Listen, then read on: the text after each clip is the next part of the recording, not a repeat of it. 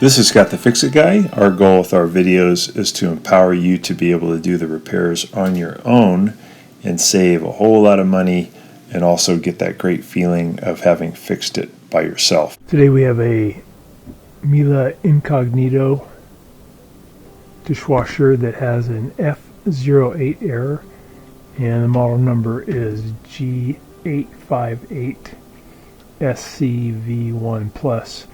And what's happening is it does a good job cleaning the dishes, but about 3/4 into the cycle, the pump is working for about 10 seconds, then it cuts off for about 5 seconds, then works for 10, cuts off for 5, works for 10, cuts off for 5, back and forth rather than having a continuous run. And then eventually it'll show you an intake drain error flashing. And if you do the code check, it shows F-08, which says that the heater pressure switch may be having trouble. That's part number 5419692. So probably this is not the culprit.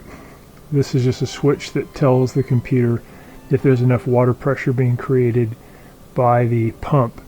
But the pump is probably not creating enough pressure because most likely the run capacitor that helps it run is worn out, and it's not producing enough energy to create enough water pressure. So this is probably what needs to be replaced, the capacitor for the circulation pump. So we're going to be replacing both of these though today, just to make sure, and we'll test out the heater pressure switch to test the values as compared to the new one.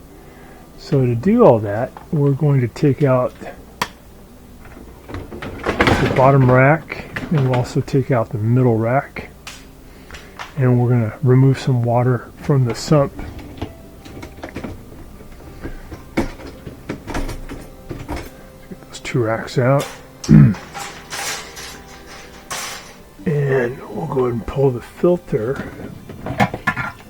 We're going to use a little baling technique to get the water out of there. So just use a small bowl. You can get a lot of that water out, and we'll use a turkey baster when we get near the end there. Just so you know, when you're working in this area, this is a temperature probe, and make sure you don't push this in. A lot of people think it might be a button. If you push it in, it'll create a leak. So you need to make sure this stays in this position. So just using a turkey baster to get the last part of the water out of the sump. It's normal for water to be in there at the end of the cycle. It's called a wet sump. So Miele and Bosch both do that. But before you do a repair, it's good to get out as much of that water as you can. Okay. Get the machine out of the cabinet. You need to remove a couple of Phillips head screws, or there might be Torx 20 screws, one there is possible, or one up. This one has them in the up position, so we're going to zip those out, and then we're going to also remove the kick plate from underneath. So we got one of the screws. Here's another one right here.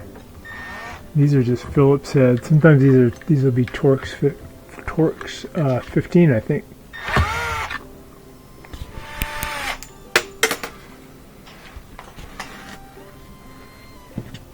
All right. So now we can wiggle the machine out. Sometimes there'll be some flooring at the bottom. You have to lift the machine up a little bit to get it to go over up above the flooring. So you're going to lift up a little bit, pull toward us. Create like a little ramp using this paint scraper to help get it over.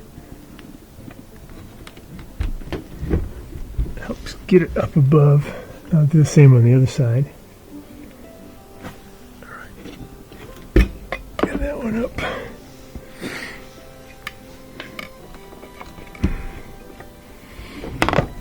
There we go. So now they're both above the flooring. We can wiggle it out.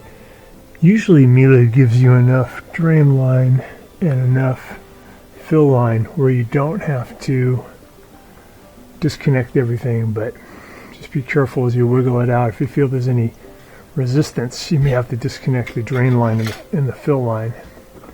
And you want to make sure it's unplugged. Connected to the garbage disposal,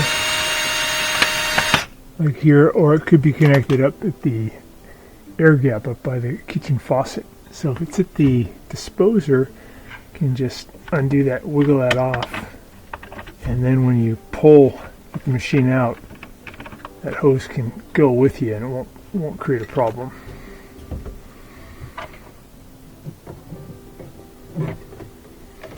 Okay, we got that hose off. Alright, so you have it wiggled out. I'm looking in the back. We're looking good. Drain hose is out. Power cord's out. Fill hose is okay. So now I can lay it down on its side so I can get to the bottom of it. So we can take off the bottom panel. We'll be able to get to all the important pieces. So we have to take off these little feet position sliders. One here, one on the other side. We'll put those back on the reassembly, and we're going to remove a couple of screws here, here, here, and here. Get this off. So these are Phillips head screws, but on a lot of models they're Torx 15, just so you know. This is on the an older Incognito model. This one screws at a weird angle.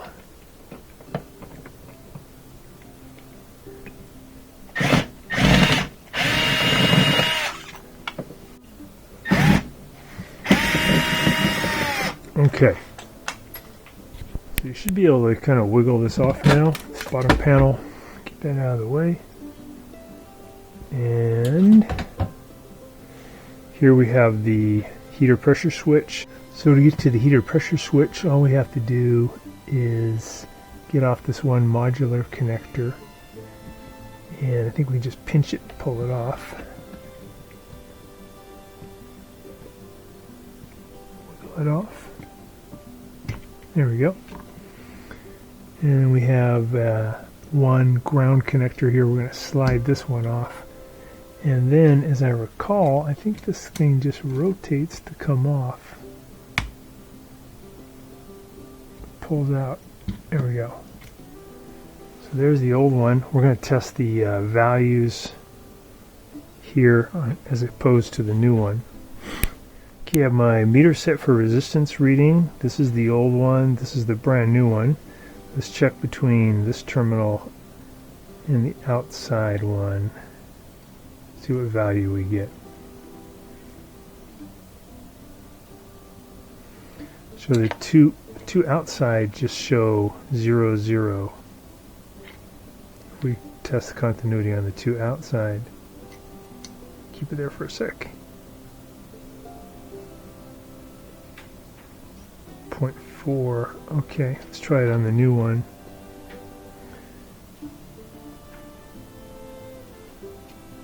Oopsie.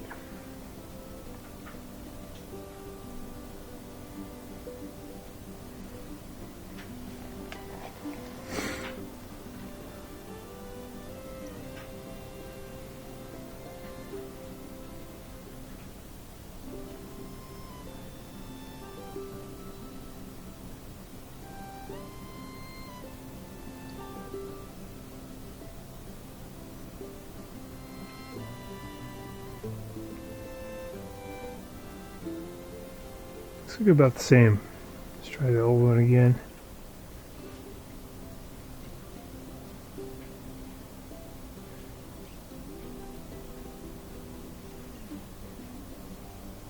Yeah, okay, that's the same. Let's test between terminal 1 and terminal 2 on the old one.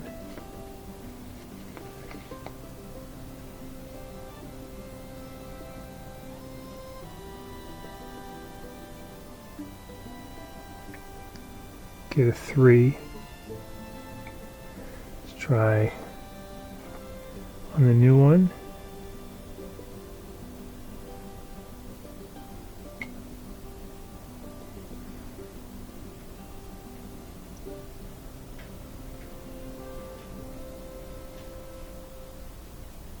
about the same. Let's try the middle to outer leg here and see what we get on the old one. Okay, that's just showing as open. Let's see if it's true of this one too. Oops.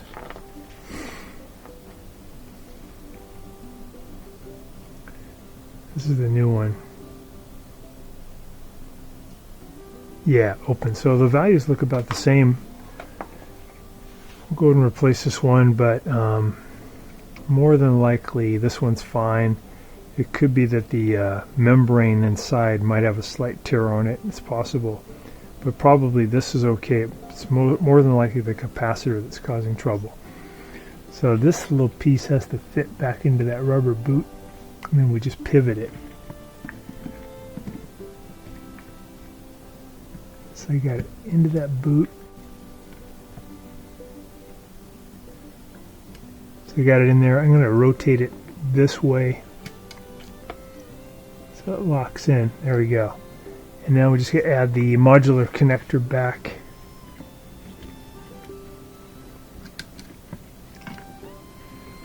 Right there.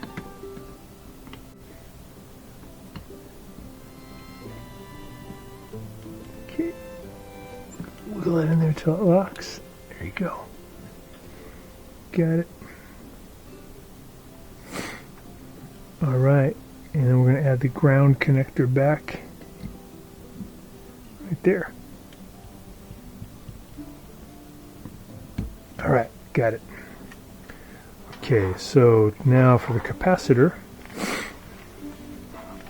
it is hanging out right there, and to get to it we're going to remove a nut right there, take it off. Let's do that. Using that nut, going to take that off, and then we can get the capacitor out of there.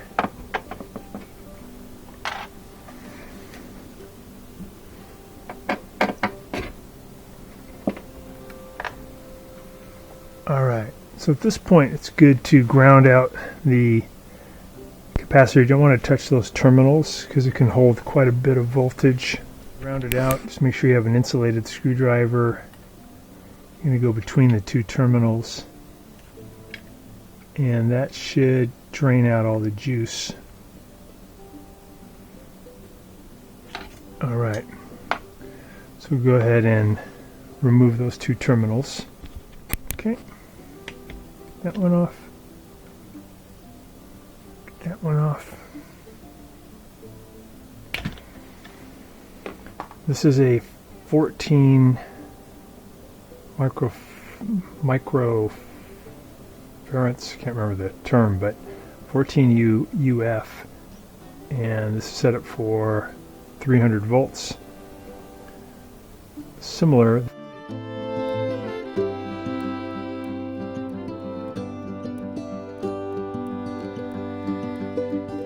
And it's set up for dealing with is up as high as 440 volts. It's a little more robust, but the main important marking is the 14.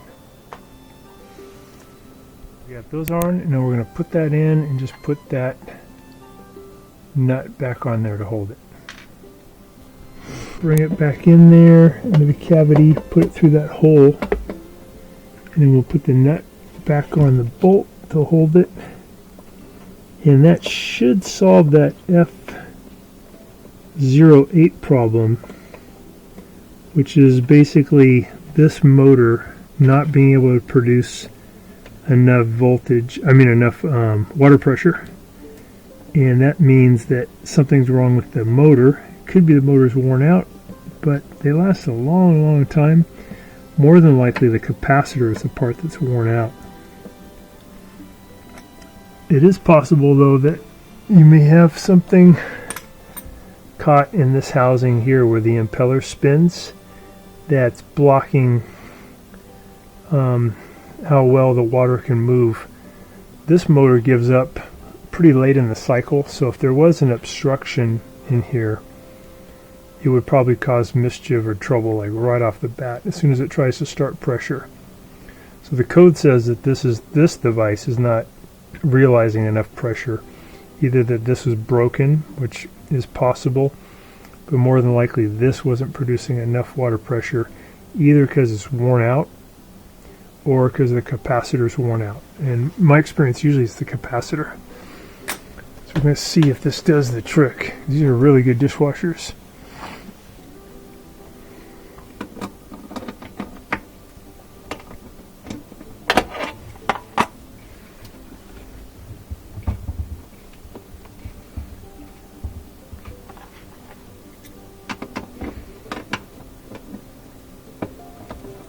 Alright, get that nice and tight. So just so you know some of the parts of the Miele dishwasher, now that they're exposed here, this is the flap that moves up and down if water gets into the lower drip tray. Activates the anti-flood mechanism. And this is the connector to the temperature probe. This is your drain pump. In all my years, I've never had to replace one of these drain motors on the Miele. They're really good. This is a water pressure sensor right here that helps the Miele understand how much water is in there. It looks a lot like the pressure sensor that we just worked with. This is your circulation motor. This is the sump area. And this is the blower for when it's doing its heating cycle or drying cycle at the end. This is the salt tank reservoir and a solenoid that works with that. This one is for changing your setting to where it just does the upper rack by diverting the water. And this is just a little cover piece that goes underneath the blower housing. Just slipped out. There we go. Let's see what else we got here. This is the capacitor that cleans up the line voltage coming in to power the dishwasher. Never had to replace one of those. And down here we have the heater relay. And this is an important part. If your dishwasher stops heating, very often this relay is dirty or needs to be replaced, and it's just a box sitting there. It's super easy to work with to replace. This is if you have an overflow, too much water gets into the dishwasher, it'll go down here and end up in the drip tray and then can evaporate. That's the run capacitor that we just put in for the motor. And this is a solenoid that redirects water flow. I can't remember quite what its job is. Heater pressure switch we just worked with. And this is the impeller housing. This is also called the partition kit. So if you have dripping out of your dishwasher, a lot of times it'll come out of this little hole here. And that just means you have to replace this part here. You can get it from Miele USA.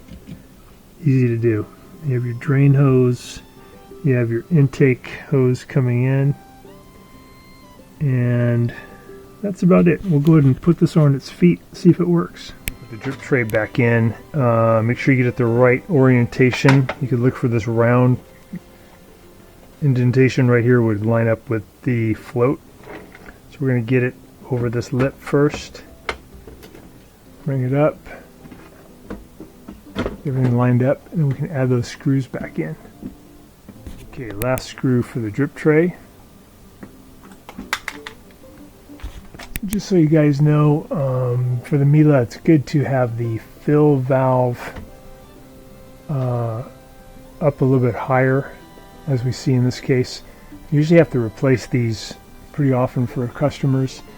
For us, though, this one's been in here for years and years and years and hasn't failed.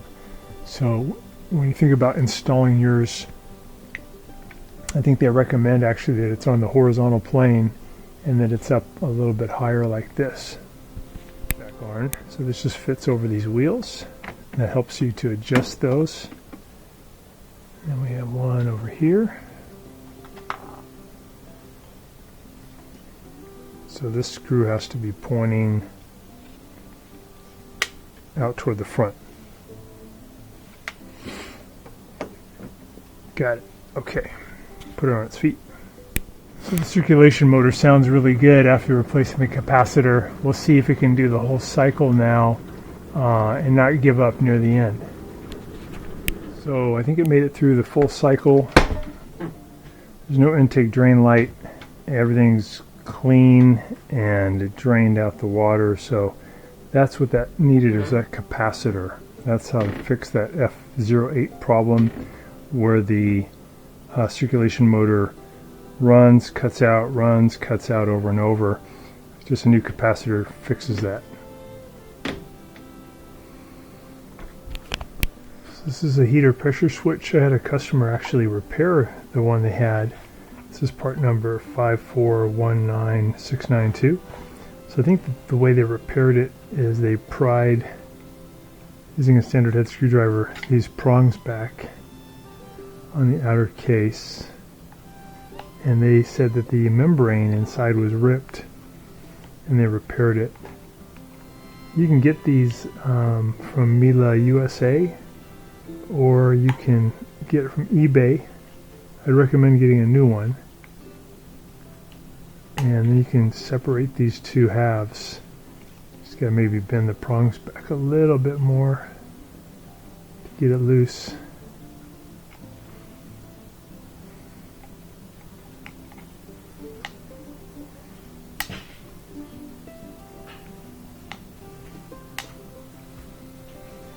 Okay, get these separated.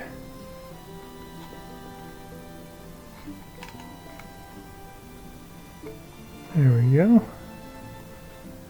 That outer ring off. And then separate these two halves.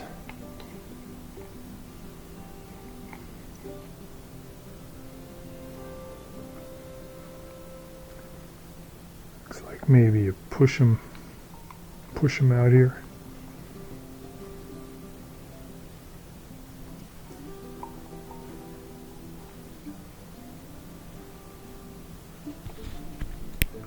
Finally pry these apart. This comes out, and you've got a membrane down here,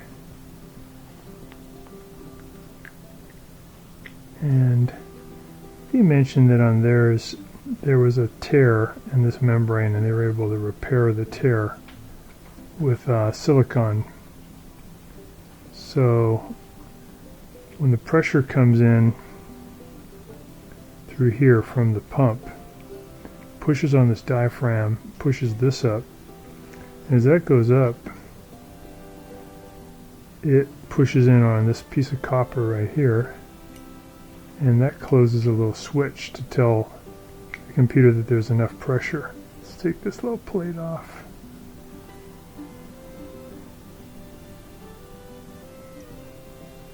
So you get enough pressure built up in there, and it's going to let that close, and that's going to lift up. You can even hear it click. Lift up,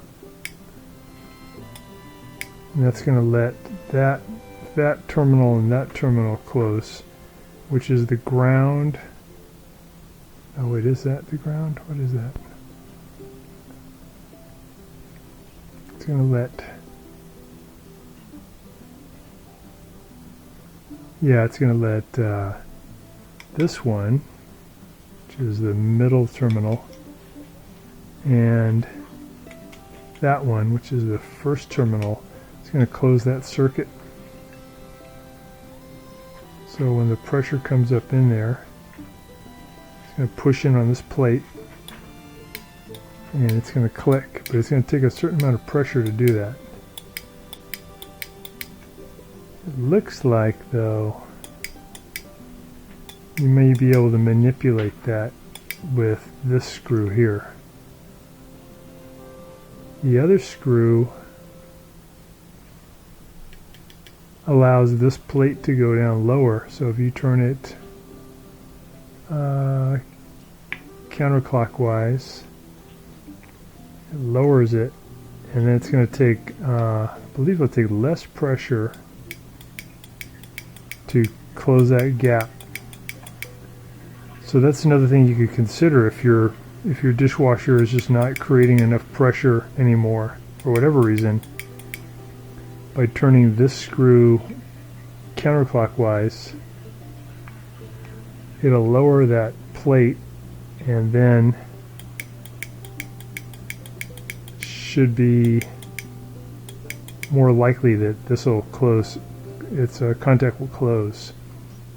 Let's see what this switch does, or this screw does. Back it out now.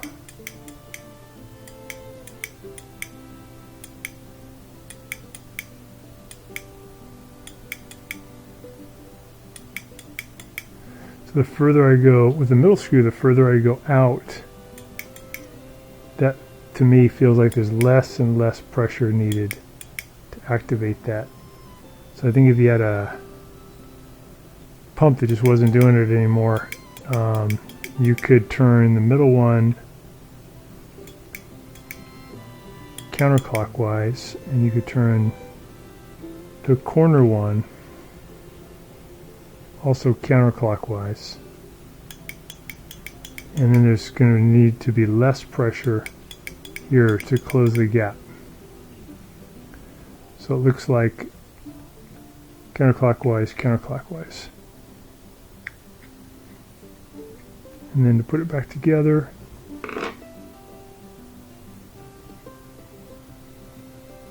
this is going to fit in. When you put this back together, this ground strap piece of metal here lines up with this piece. And then you're going to just push them back together.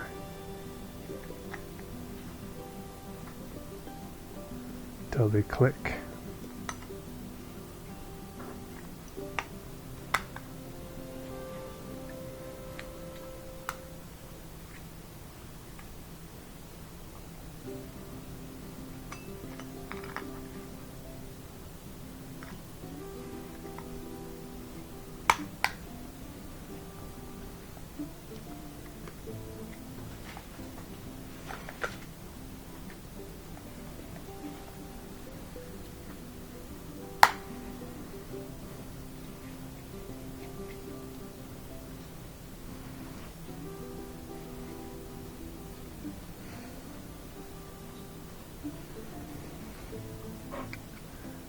This piece back over.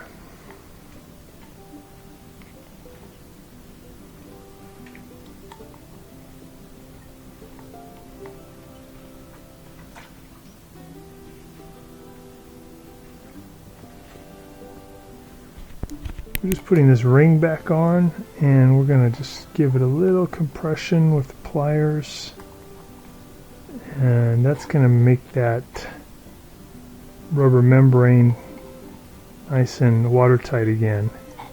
We have to squish these down, and we have to bend the prongs in. Make sure they're all coming down far enough.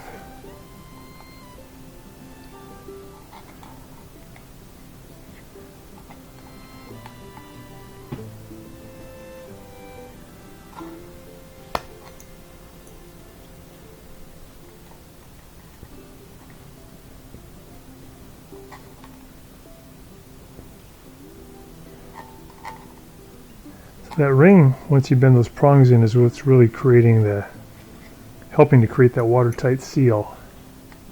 You do have to get these in nice and tight before you bend those back.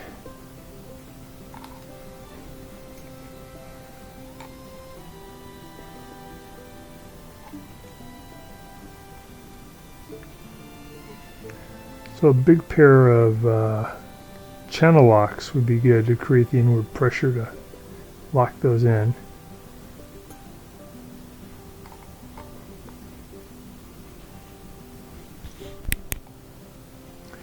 Now I'm going to use my pliers. I'm going to push in, lock it in, crimp that over.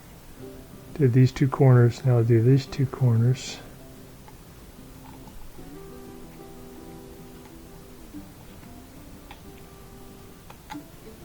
There we go. Alright, to these guys.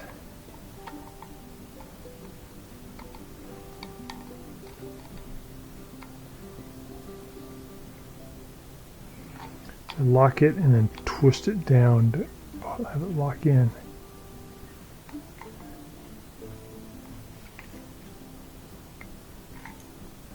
That's a good one.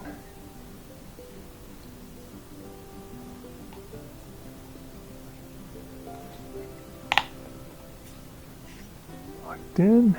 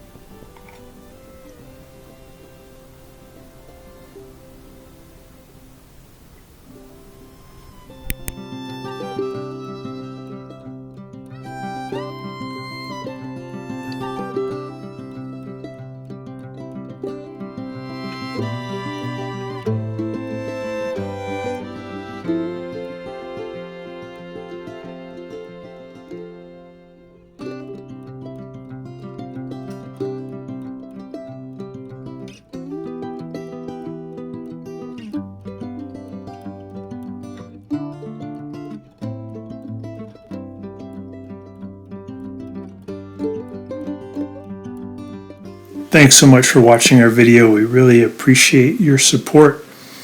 And when you get a chance, please press the subscribe button below so you can be subscribed, and also the notification bell so we can send you more videos about appliance repair. Please also give us a thumbs up if you enjoyed the video. If you really liked the video and it really helped you, please press this new applaud button and you can show your support and also get a nice clapping hands for your video. Thanks again.